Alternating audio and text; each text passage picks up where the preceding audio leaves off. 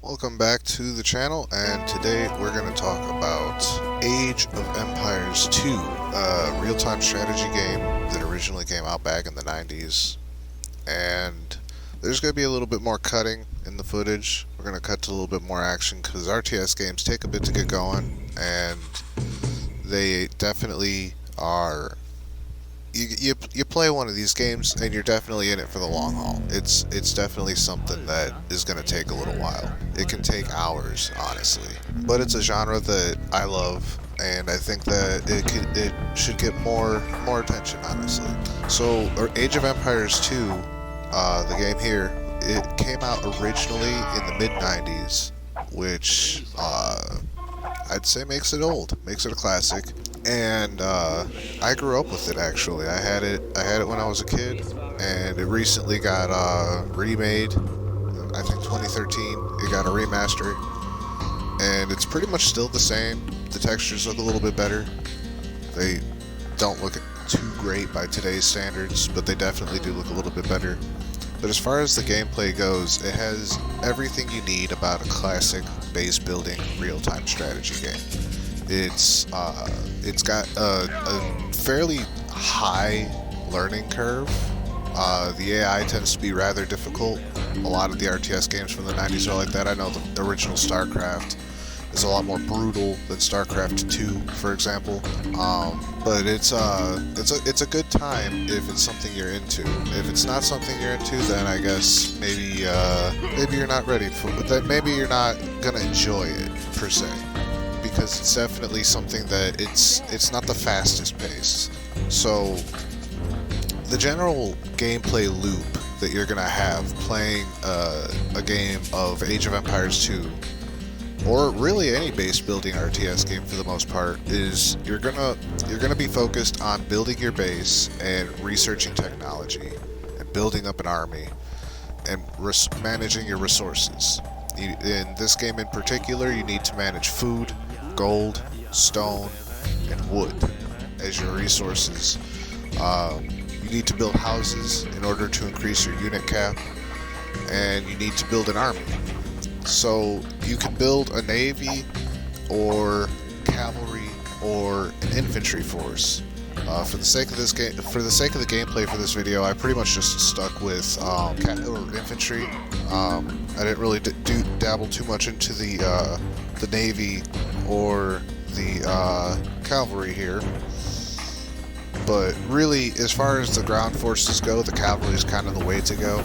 If you're gonna do the focus on infantry, you should play as the Teutons, as from what I've learned, because as a kid, I found out that the Teutonic Knights are kind of bullshit compared to all the other castle units. So, and that's another kind of interesting thing here, is that there's a lot of different cultures you can choose from, and like you could choose the Franks, the Teutons. I hope I'm saying that right. The Celts, the Japanese, the Chinese. There's a pretty big variety of people you can choose from, and for the most part, everything's gonna be in function pretty much the same. The only real outlier is going to be whatever your special units are from your castle, and that's a lot bigger of a deal than it might seem. You don't necessarily need them to win a fight or a game, but having them can add an interesting layer down to the strategy of things, because of their strengths and weaknesses that they can add to an army. The force that I was working with in this particular run for the footage was mostly militia, Teutonic Knights, and crossbowmen. I think the militia got upgraded to swordsmen there for the last bit, but yeah. So your technology is going to be locked behind which age you're in. You start off in the Dark Age and you make your way up to the Imperial Age. There's the Dark Age, the Feudal Age, and then the Castle Age. So that's going to open up your technology to advance to newer ages. And if you can do that early, then that's an advantage. But as far as like combat itself, It's pretty straightforward as well. You tell your dudes to go where they're gonna go. It's kind of like a point and click, and then watch your dudes do their thing. But it can get kind of fast paced when fights get kind of out of hand and battles get bigger, because you got to pay attention to more things. You might want to have your dudes focus down certain soldiers to get rid of certain threats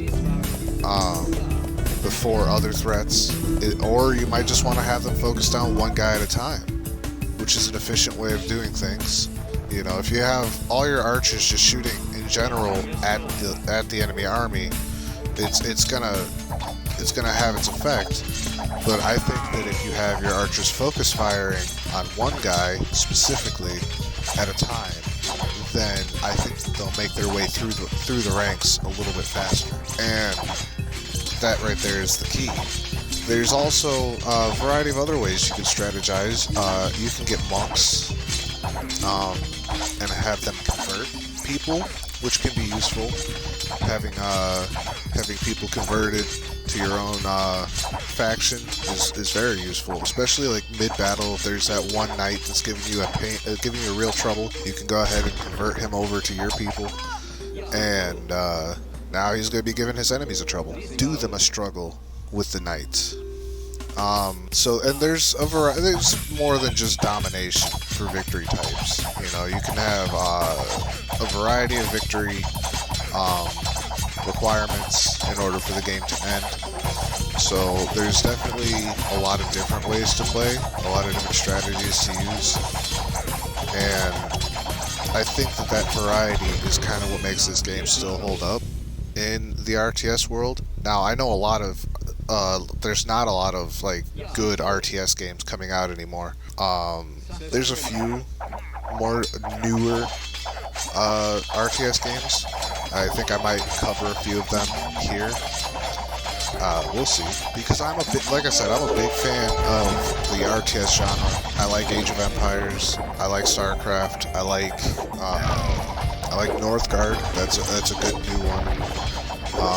There's a good variety going on for RTSs. There's also Command and Conquer. You know, Command and Conquer is a classic as well. That's been around for a long time. It's a damn shame that the servers got closed. There's not any new Command and Conquer games coming out. Although they did recently remaster the first Command and Conquer and the first Command and Conquer Red Alert on Steam. So we'll probably be checking one of those out. As far as like the story mode, I never played the story mode for Age of Empires 2 as a kid, and to this day I still haven't. I can imagine kind of what it is, because it takes place in a medieval setting with, you know, known medieval factions from across Europe and Eurasia, if you will. And I like the little attention to detail things, like how your little soldiers kind of march in formation when they're moving around until a fight starts, how your archers spread out, and how just the way that combat ebbs and flows. Now, like a lot of classic 90s games, there's also cheats. I don't really use them when I'm trying to get myself better at the game, but you can get like there's like one cheat, I don't remember what the cheat is offhand, but there's one cheat that gives you like a sports car that has like machine guns. So that's kind of wild, because you get I've used that cheat in the past and leveled entire kingdoms with one sports car. It's pretty wild. I don't think though that like your cavalry can trample people, so like that's not something that can be strategized around. The old cavalry charge where they just charge their dudes. That's a viable strategy in other vehicular RTS games like Command and Conquer. You can run dudes over, but here I don't think the horses do much trampling. But yeah, overall, recommend it. It's a good game. It's a fun game. If you've got some time to burn, it's definitely a way to burn some of that time. Unfortunately, this video is going up a little bit late. I've been having trouble with getting OBS to work with me. It's been giving me a pain. For whatever reason, it didn't want to record Guilty Gear properly. It didn't want to record. I couldn't find a match in Soviet Jump Game. So, yeah. So we're doing Age of Empires. And it's kind of last minute. The video is going to be a little bit late. Well, is a little bit late. I guess I shouldn't say it's going to because you won't hear that until it's out, will you? But I digress. That's all there is to say today. A little minor hiccup in the schedule. And, yeah, I will fucking see you all later.